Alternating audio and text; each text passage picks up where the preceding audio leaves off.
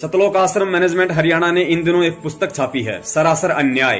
पुस्तक का नाम है सरासर अन्याय, आप जी देख सकते हैं साइड में।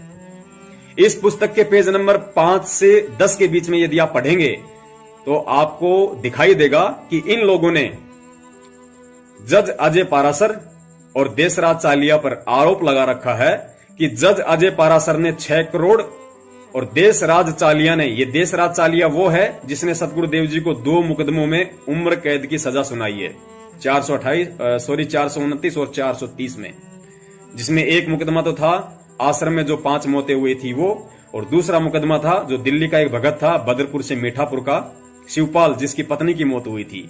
ये 429 और 30 उन मुकदमों को लेकर 2 धाराएं थी। इन दोनों धाराओं में सतगुरुदेव जी को हिसार के जज देशराज चालिया ने उम्र कैद की सजा सुनाई। उन जज के खिलाफ और अजय पारासर, इन दोनों जजों के खिलाफ सतलोक आश्रम मैनेजमेंट हरियाणा ने एक पुस्तक छापी है, सरासर अन्याय। उस पुस्तक के पेज नंबर 5 से 10 पे यदि आप पढ़ेंगे तो उसमें लिखा है कि अजय पारासर ने संत रामपाल जी महाराज जी के केस को रफा दफा करने के लिए 6 करोड़ और जज देशराज चालिया ने 8 करोड़ की रिश्वत मांगी। पुण्यात्माओं, ये दास निवेदन करता है, यदि ये सतलोक आश्रम मैनेजमेंट हरियाणा, और दूसरी बात आपको और बता देता हूं, उस पुस्तक में लेखक के रूप में संगत को मोहरा बनाया गया है।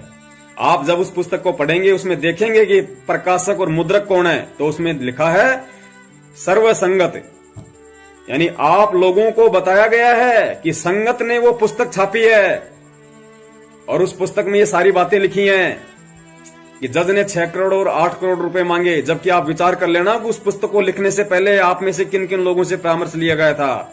इस लाखों की भीड़ में से किसी को भी नहीं पूछा गया होगा कि हम लोग ये पुस्तक छाप रहे हैं, लेकिन लेखक में आप लोगों का नाम ठोक दिया गया वहां पे, ताकि कल को कोई मुकदमा बना इस झूठ के ऊपर तो तुम फंसोगे, तुम मरोगे, हम नहीं। अब ये दास निवेदन करता है, यदि इन लोगों ने उन दोनों जजों के ऊपर रिश्वत लेने का घटिया आरोप लगाया है तो मैं निवेदन करूंगा कि वो सबूत भी पेश किए जाएं।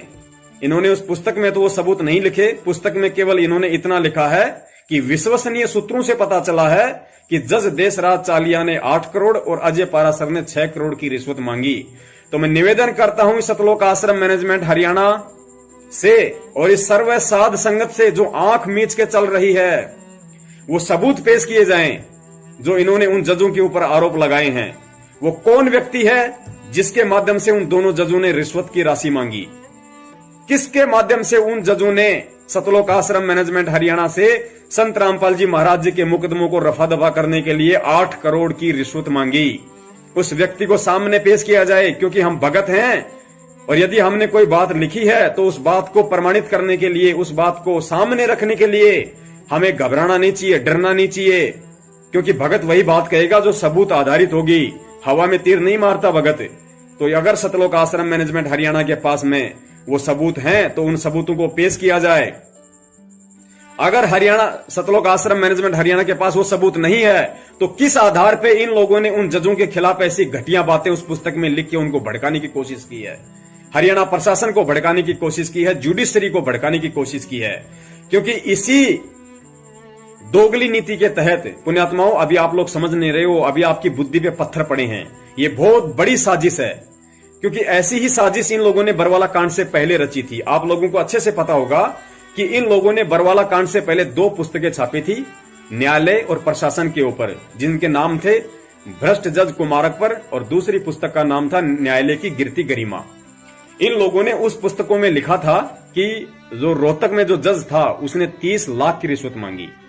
उन पुस्तकों में इन लोगों ने जजों के खिलाफ अभद्र शब्दों का प्रयोग किया और उन्हीं पुस्तकों को गुरुजी का आदेश बता के कि ये पुस्तकें गुरुजी ने लिखी है और गुरुजी ने ही ये पुस्तक बांटने के आदेश दिए हैं, और आप और हमारी जैसी भोली आत्माओं को भ्रमित करके इन गद्दारों ने, सतलोक आश्रम मैनेजमेंट वालों ने, संत रामपाल जी महाराज जी के भाई ने, इन स्टेट कोऑर्डिनेटरों ने, जबकि इनको सच्चाई का पता था कि पुस्तक किसने लिखी है, इन लोगों ने आप और हम जैसी भोली आत्माओं को निमित्त बना के हमारी गुरुजी के प्रति श्रद्धा और भावों का नाजायज फायदा उठाते हुए इन लोगों ने वो पुस्तकें उन जजों की टेबलों पे रखवाई, सेवा करवाई कि गुरुजी का आदेश है, रोड चलते हुए व्यक्ति को बंटवाई, अधिकारियों को बंटवाई, पूरी दुनिया को बंटवाई।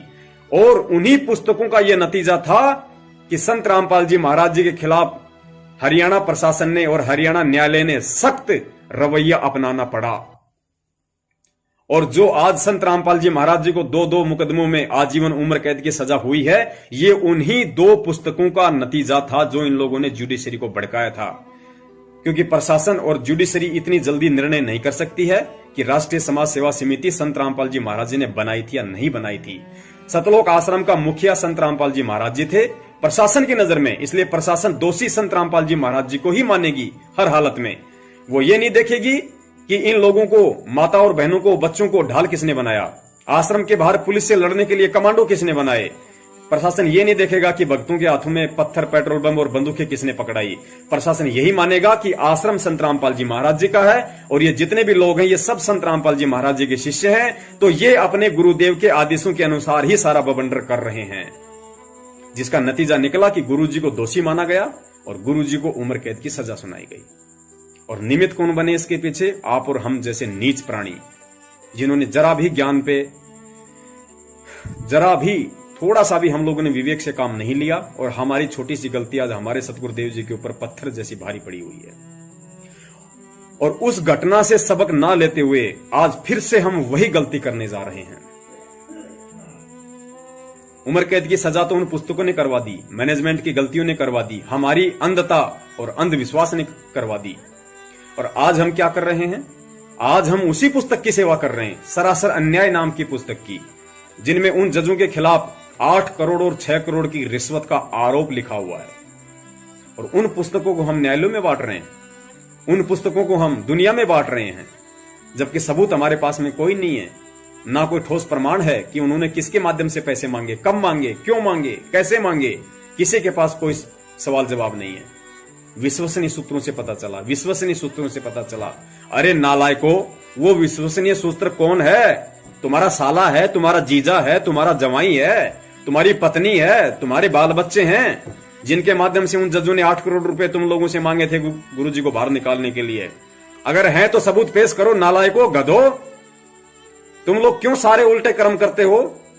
तुम लोगों को कोई नहीं जानता। परमेश्वर कहते हैं, जो मैं पूत कपूत हूं बहुर पिता को लाज। अगर बेटा गलती करता है तो सजा बाप को भुगतनी पड़ती है। और पिछले 5 साल से आप और हमारे जैसे नालायकों की, हम जो आंखों पे पट्टी बांध के जो बैठे हुए हैं, उसकी सजा हमारे गुरुजी भुगत रहे हैं।